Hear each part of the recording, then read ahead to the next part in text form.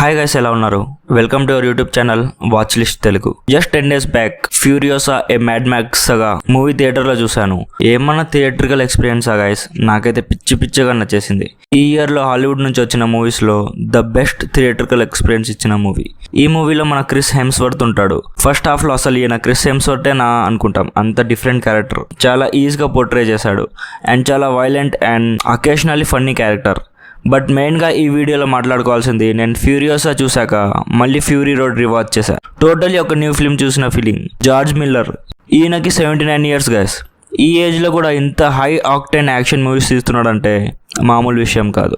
మెయిన్గా ఫ్యూరీ రోడ్లో ఫ్యూరియోసా ఎవరు, అసలు తన లెఫ్ట్ హ్యాండ్కి ఏమైంది అండ్ ఆ మాస్క్ గైస్ ఎవరు అనే క్వశ్చన్స్ అన్నిటికీ ఫ్యూరియోసా మూవీలో ఆన్సర్స్ ఇచ్చారు. నేను హైలీ రికమెండ్ చేస్తున్నా గైస్, ఈ మూవీని మాత్రం థియేటర్లో అస్సలు మిస్ అవ్వద్దు. ఎలాగో మనలో చాలా మంది ఫ్యూరీ రోడ్ థియేటర్లో మిస్ అయ్యి ఉంటారు, ఫ్యూరియోసా మాత్రం అస్సలు మిస్ అవ్వద్దు.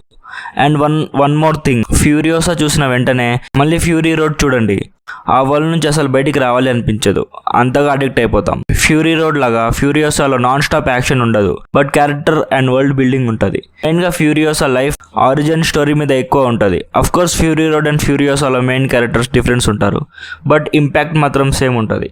నేనైతే క్రిస్ హెమ్స్వర్త్ క్యారెక్టర్ మీద ఒక డెడికేటెడ్ మూవీ ఎక్స్పెక్ట్ చేస్తున్నా. ఫ్యూరియోసా మూవీ చూస్తే ఎందుకు ఇలా అన్నానో మీకే అర్థమవుతుంది. సో ఈ వీడియోకి ఇంతే గైస్. మన ఛానల్కి కొత్తగా వచ్చి ఉంటే సబ్స్క్రైబ్ చేసి సపోర్ట్ చేయండి. అండ్ అమెజాన్ ప్రైమ్లో Telugu dubbed thrillers and Telugu dubbed Korean movies మీద 2 videos చేశాను. లింక్ డిస్క్రిప్షన్లో ఇస్తాను, అవి కూడా ఒక లుక్ వేసేయండి. Thank you for watching. Bye bye. Jai Hind.